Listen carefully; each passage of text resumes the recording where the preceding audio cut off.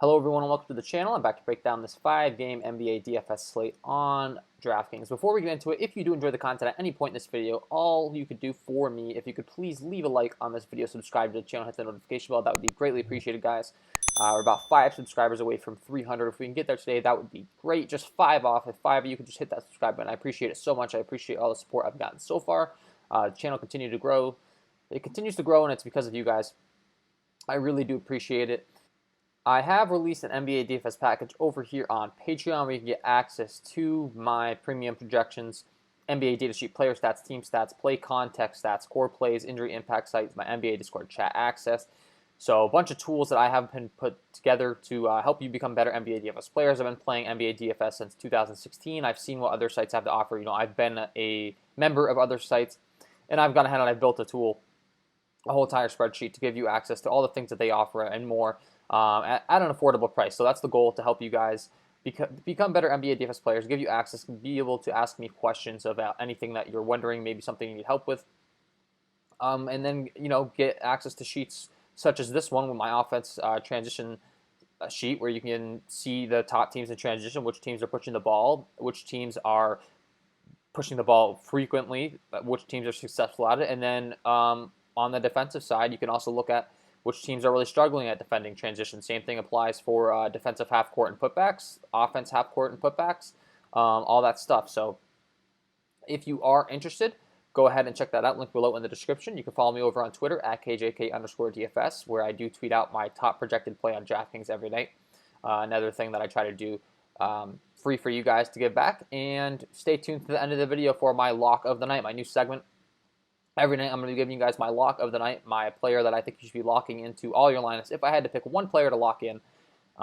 And with that being said, let's go ahead and start breaking down this slate today. So we got a 5-gamer. First game, Utah at Brooklyn. In this one, there's going to be no Kevin Durant, which is going to be a big bump up to guys like Karis LeVert, like Kyrie Irving, like a Joe Harris. So all these guys are going to get a bump. And then TLC, Luwawa Cabarrot is going to become a good value play, as well as Tayshaun Prince. These guys expected to get more minutes in this one with no Kevin Durant. So, definitely some value here early on in the slate, the very first game of the slate. I'd be looking to these guys to get some value. You could play Jeff Green at 3-1. I'd be looking for him to get a little bit more run with no Kevin Durant. At 3-1, he could definitely get you there. So Jeff Green, Taurean Prince, Luwawa Cabarrot. Those are guys that, I'd be expecting to get a bump here.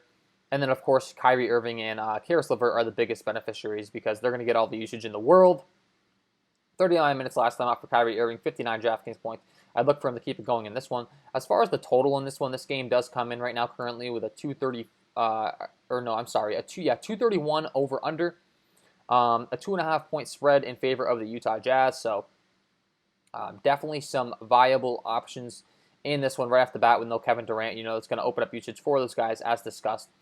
And then as far as on the other side, Rudy Gobert and Donovan Mitchell are the top two options. Rudy Gobert comes in at 7-7, and they are going to need his defensive presence out there against a big front court in DeAndre Jordan and Jarrett Allen. So I would definitely have some interest in Rudy Gobert. They're going to need his services in this one. Donovan Mitchell at 7-4. I do think we're just waiting on him to put up 50 DraftKings points. Hasn't quite got there early in the season. He's been right around that 40 DraftKings points range. But he's definitely got 50-point upside against this Brooklyn defense. I'm not too concerned about them slowing him down. The only thing I am concerned about is Mike Conley digging into his usage. Mike Conley comes in at a 6.9 price tag. And he has been, digging into his usage. Mike Conley's having a pretty good season so far. He had 51, 33, 50 DraftKings points, 3 out of his last 4. The last time out, he only put up 22. But Mike Conley looks to be back. He's playing a lot better. And then on the cheap end of this Utah team, I've mentioned this every single time I break them down, but we do have guys on the cheaper end that play a ton of minutes. It's just a matter of if they're going to get the shots. Bojan Bogdanovic last time out put up 38 DraftKings points, which he's capable of doing every single time out. But sometimes he'll go out there and he won't even get any shots. He put up 4 and 11 DraftKings points the 2 times before that. So he's going to get a ton of minutes. If he gets the shots, he's a very capable 3-point shooter, and he has a ton of upside at his price tag at 6'1". But at 6'1", that's kind of, he's got to get you there. That's pretty priced up. That's near Karis LeVert, who I would definitely be playing over him in this one with no Kevin Durant. And then you got Joe Harris down here at 5'6", who I'd already mentioned, who is a lot cheaper, and he's going to get a big bump with no Kevin Durant. So Bojan might be a little bit too priced up, but you got a guy down here, Joe Ingles, who's only 4.7. And Joe Ingles has a ton of upside at this price tag. He put up 31 DraftKings points, 24 DraftKings points. He's only getting around 20 minutes a game or so. Sometimes it takes up to 30, but he can absolutely stroke from behind the arc, and he hasn't shot that well at the start of the season. If he can get that shot on track, he's going to get you there very quickly. 1 for 5, 1 for 3, and 2 for 6 from behind the arc. His best game of the year, he was 3 for 8 from behind the arc. He put up 35 DraftKings points. But if Jingles gets hot from behind the arc, he can definitely get you there. So, those would be the guys I'm looking to in this one. Jarrett Allen and DeAndre Jordan, you can definitely play. It's just they kind of dig into each other's usage, and they don't get a very good matchup against Rudy Gobert. Rudy Gobert is a very good defensive center, so not sure I'm looking to go to those two guys. The Los Angeles Lakers at the Memphis Grizzlies. LeBron James at the top is questionable. He's been questionable every game. Nobody's been able to go every game. So at this point, I'm just going to be calling him in. I keep trying to speculate. Like on Sunday, I thought they might give him a rest to finally, just give him a rest day off and rest up the ankle. But he went ahead and played anyways. And he's been performing very, very well fantasy-wise. 55, 47, 62, and 54 DraftKings points. I don't think this Memphis team is going to slow him down.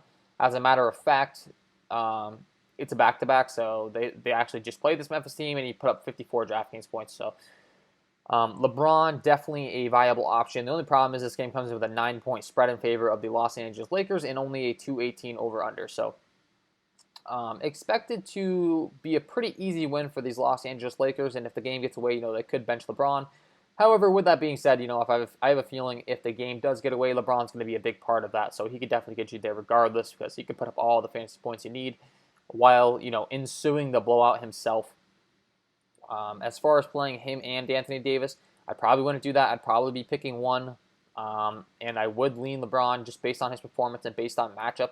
He's got a much better matchup. Anthony Davis has to take on the defense of Jonas Valanciunas, which isn't exactly, the best defense, but I'd rather be targeting LeBron, who's going to be carrying the ball up the floor against guys like, Kyle Anderson, Dillon Brooks, Tyus Jones in the front court, trying to double off him and stuff, but I don't think they're going to be slowing down LeBron, so, he's definitely my top option.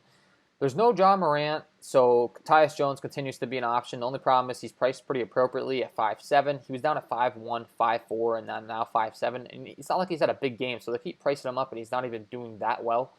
It's a little scary going to him considering the price tag climbing. I would be more prioritizing guys like Kyle Anderson, guys like Dillon Brooks, both of these guys in the low 6K range. Both of these guys very capable of going out there and having a big day for you. Dillon Brooks only 24 DraftKings points last time out, but he only went 1 for 6 from behind the arc. Time before he put up 35 DraftKings points and he went 5 for 10 from behind the arc. So that's what you're looking for with Dillon Brooks. A very good 3-point shooter. With that half-point bonus on DraftKings, you can get hot and start getting you towards the place you need to be real quick. Kyle Anderson's been playing very, very well. The only problem is the matchup. The Los Angeles Lakers defense is not exactly the easiest one to be going against, but at 6'3", like I had mentioned with a guy like Dillon Brooks, he's the other option in this offense. So, it makes perfect sense that you go on those guys. And then Gorgie Jang and Bane are interesting options because they've been getting quite a few minutes off the bench. Bane's up to 4.2 now, though, and he's kind of got a ceiling capped out at like 20, so I wouldn't really be looking to go there in tournaments. Gorgie Jang, on the other hand, at 4K, I do think makes some sense. The Los Angeles Lakers do have a big front court. They have guys off the bench like a Montrezl Harrell. They have Anthony Davis. They have Marc Gasol. So I can see Gorgie Jang getting an uptick in minutes here. He only got 19 DraftKings points last time out, but he did play 21 minutes. He's put up 30 DraftKings points multiple times, so only getting around 20 minutes, so I do think that Gorgie Jang could be an interesting center option on this slate. And then we have to keep an eye on KCP, Kentavious Caldwell-Pope, because if he is continuing to be out, that's going to give a bump up to guys like a Kyle Kuzma, like a Horton Tucker, like a Wesley Matthews, who we saw both have pretty decent games last time out for their price tags. Horton Tucker was 3-1, now he's 3-4, but he had 17 DraftKings points last time out. And Wesley Matthews at 3-4 had 22 DraftKings points last time out. And then if this game does get away, I'd expect them to get more runs. So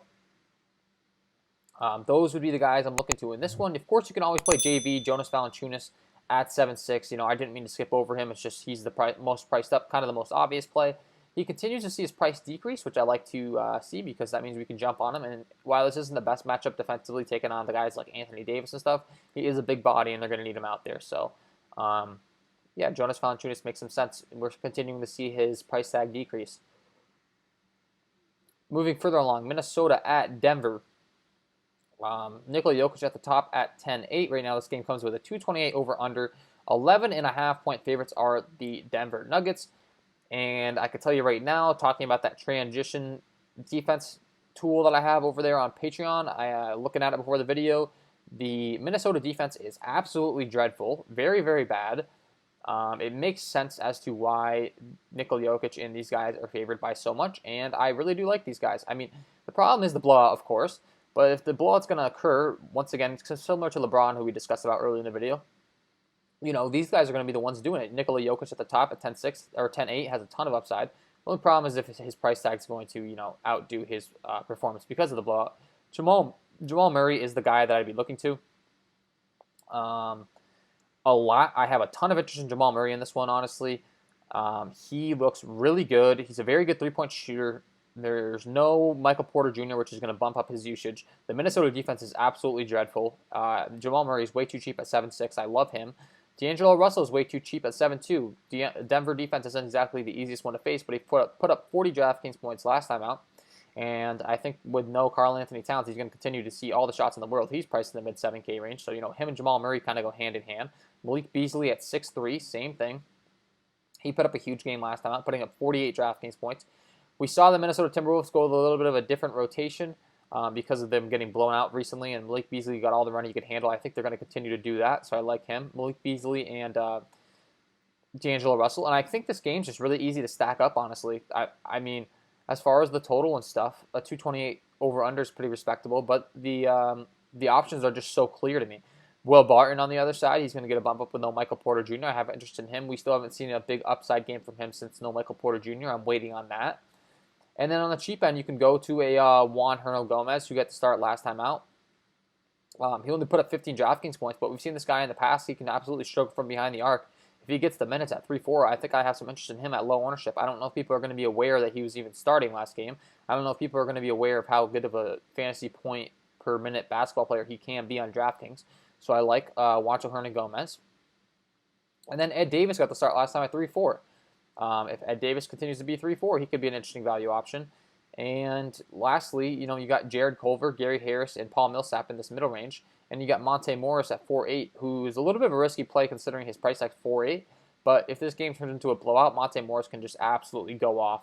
And on a small slate like this, it makes sense to be playing some Monte Morris because you get low ownership. He's a salary relief option. You got to pivot somewhere, and I think he makes sense as a pivot if this game turns into a blowout. So those would be the guys I'm looking to in this one. Naz Reid was a guy I was playing at 5.2, but not getting the start last time. A little skeptical as to if we can be going there anymore. So his minutes might be getting cut in half. The Los Angeles Clippers taking on the San Antonio Spurs. Kawhi Leonard at the top at 9-1. This game right now comes in with a 231 over-under. Very good, hefty total. This total isn't out yet. So, sorry, I misspoke there. But it's an 8-point spread for the Los Angeles Clippers. I thought that 231 total sounded a little high. I don't think this game's going to come in quite that high.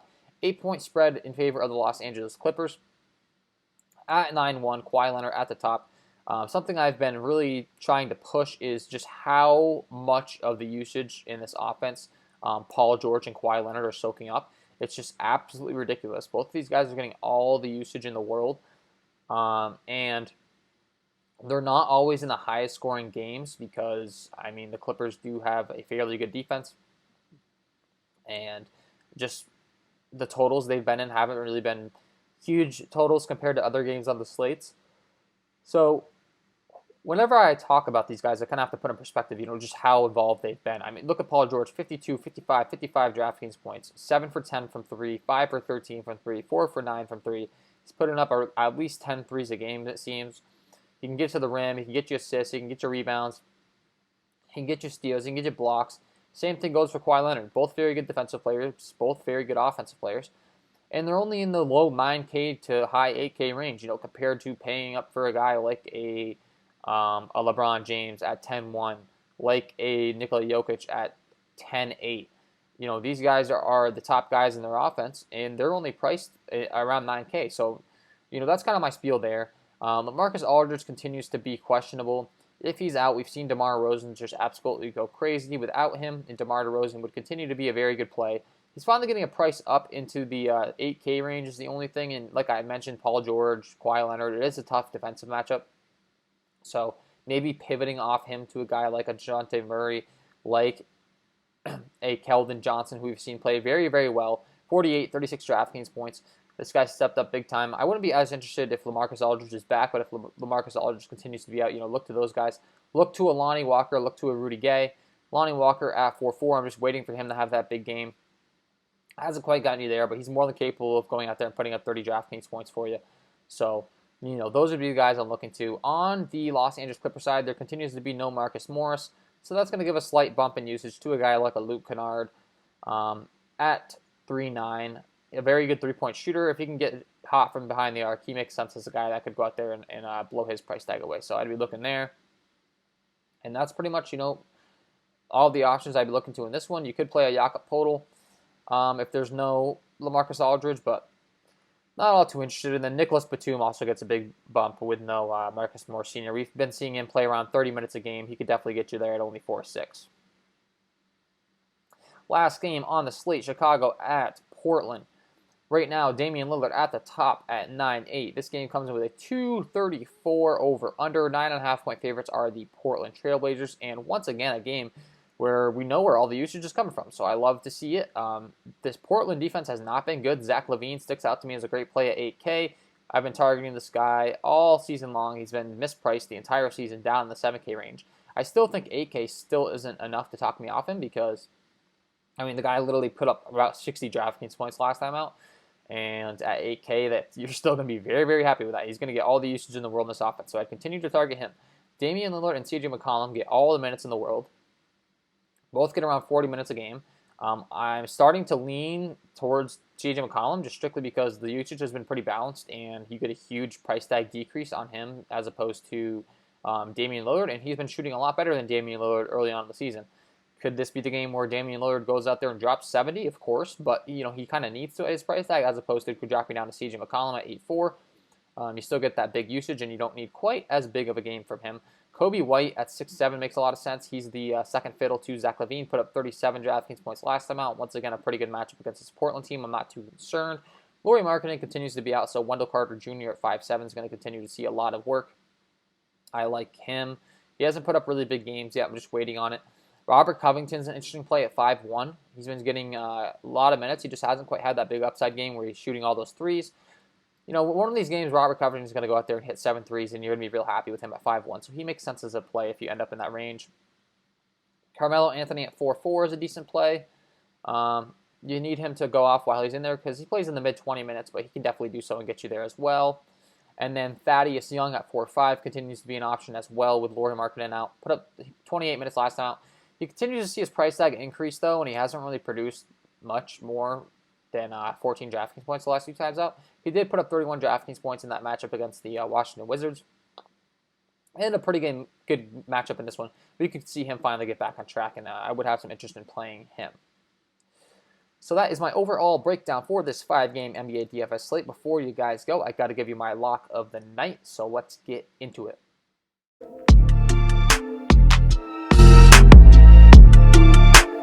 And my lock of the night tonight is going to be Kyrie Irving. No Kevin Durant, as mentioned earlier in the video. We saw this guy shoot 20 times last time out with Kevin Durant in the game. I can only imagine how many times he's going to shoot tonight. It's him and Kevin Durant. It's their team. With no Kevin Durant in this one, I expect Kyrie Irving to just go absolutely ballistic. Whether he shoots 30 times, whether he shoots 25 times, it doesn't really matter because he's still going to get you with the assists. Last time he had 10 assists, 5 rebounds. I expect him to be the full package in this one with no Kevin Durant to take over, to go into takeover mode. And no doubt in my mind that Kyrie Irving is my lock of the night. So that is my overall breakdown of this 5-game NBA DFS slate on DraftKings. If you enjoyed the content, if you could please leave a like on this video, subscribe to the channel, and hit the notification bell, that would be greatly appreciated, guys. Only 5 subscribers away from 300. I appreciate all the support so far. If we can get there today, that would be great. And then don't forget, if interested, I do offer more content over there on Patreon. We get access to all those sheets that I discussed, my premium projections, and all that fun stuff. Gotten some good feedback on that. Some Patrons winning money. Link below in the description. That's all from me. I wish you guys all the best of luck tonight, and we will see you in the next one.